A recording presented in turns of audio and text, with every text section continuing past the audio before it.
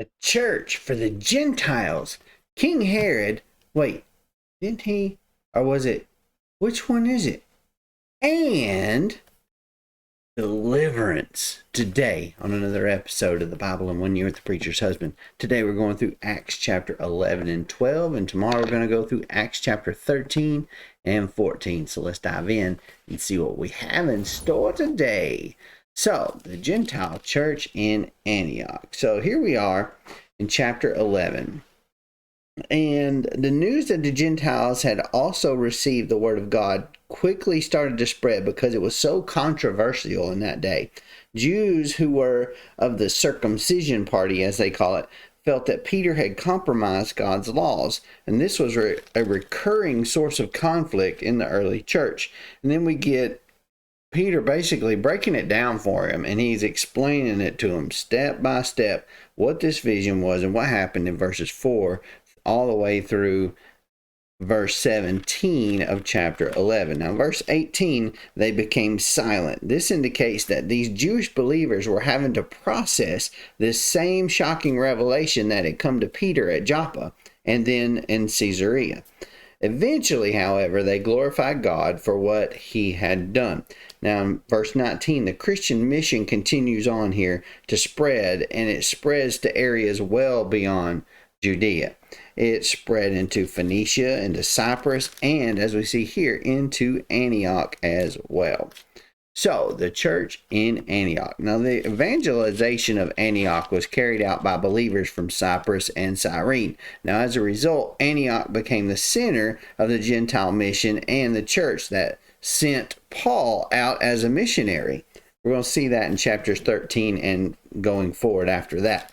Now, the spiritual qualities of Barnabas here were pretty obvious to the church in Jerusalem, so it's no wonder that they sent him to Antioch. He was probably sent there to determine the genuineness of the conversions that were taking place there and encourage them to remain true to the Lord. Now, enter Saul again in verse 25, who is soon to be Paul in chapter 13, had faded from the picture, but while the evangelization of Antioch moved forward, once again, Barnabas, though, played a very central role in trying to involve Paul in this ministry.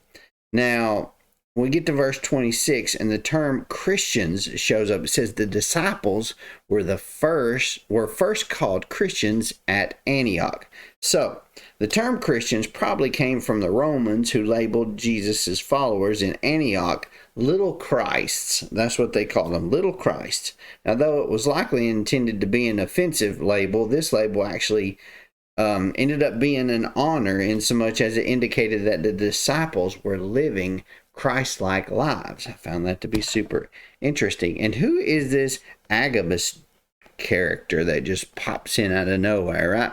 In verses 27 and 28 it says, in those days some prophets came down from Jerusalem to Antioch. One of them, named Agabus, stood up and predicted by the Spirit that there would be a severe famine throughout the Roman world. And this took place during the reign of Claudius, right? So Agabus was a prophet from Jerusalem who reappears in chapter 21, verse 10 later on.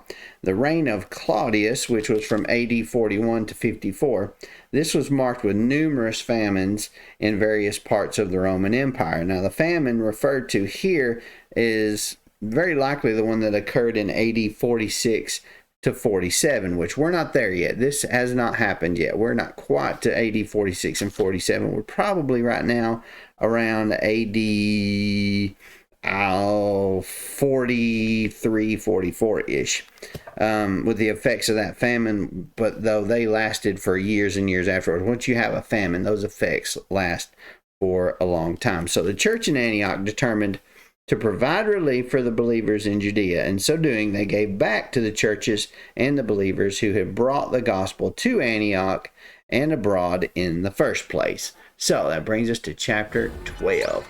Who is this guy? Who is it? It says, about that time, King Herod violently attacked someone who belonged to the church, and he executed James, John's brother, with the sword. So, King Herod, who is this dude? You know, the King Herod that we knew would have been long dead. And then, of course, the other Herod that was the tetrarch was Herod Antipas. Who is this Herod that's now called a king? Well, it's actually Herod Agrippa. So he was born Marcus Julius Agrippa. Now his grandfather was Herod the Great. So this is Herod the Great's grandson. Now Tiberius, which was the leader, like the Caesar at the time, earlier on in his life, had a great affection for this guy, right? And he educated him right alongside his own son, who also befriended him. And also, he befriended the future Emperor Claudius as well.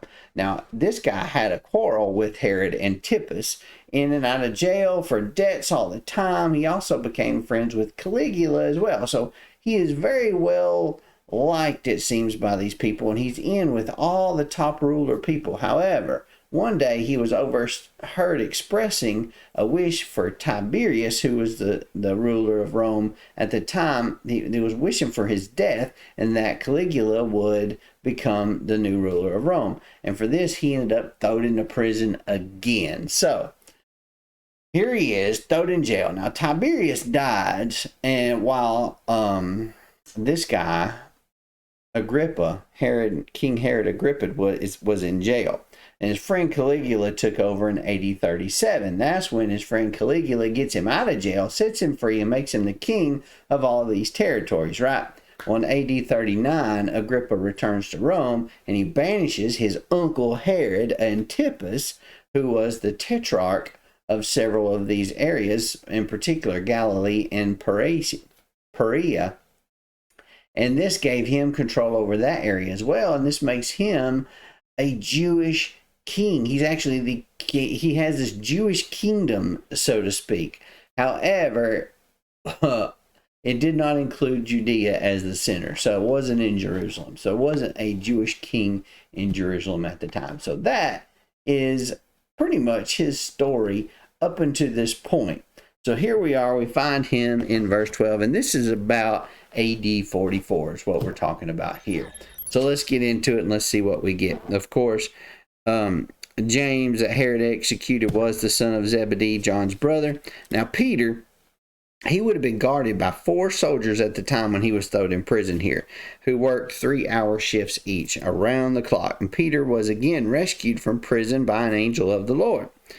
Now, the suggestion that it was Peter's angel in verse, 15, right? It says, she's running, she's telling everybody, this is Peter's voice. I hear him, he's knocking at the door. They're like, no, you're out of your mind, they told her. But she kept insisting that was true. They said, it's his angel. All right, so the suggestion that it was Peter's angel here reflected this common Jewish belief in guardian angels. Now, it was believed that one's guardian angel would sometimes appear shortly after a person's death. And it seems the believers were better prepared here to believe that Peter had been executed in prison rather than him being released from prison or escaping from prison. Now, we get to verse 17 here, and of course, Peter went to another place. This most likely meant that he left in an attempt to throw Herod and the Jewish authorities off his trail. Now, Peter instructed those present to tell James, who is Jesus' brother, which is mentioned here for the first time in Acts.